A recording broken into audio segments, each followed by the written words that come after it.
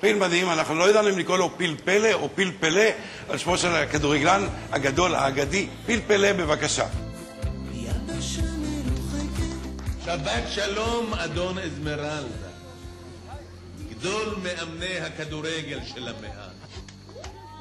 לך תלבש את החולצה מספר 9 ותעלה מיד למגרש. לא עולה. אתה שחקן כדורגל מעולה, אבל הראש ממולא. הרגליים שלך רצות, אבל השכל הולך לאט מאוד. לך תלבש את החולצה מספר 9 ותעלה מיד למגרש. תביא את זה חיים, זה כדורגל.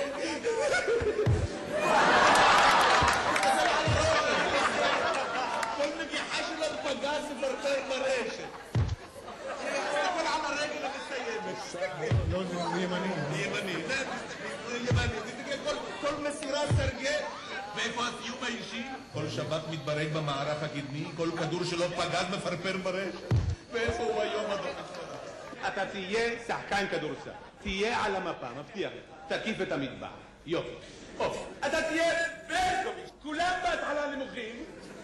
אתה ראית את אולטי פרי שנולד? היה בקושי 1.80 מטר.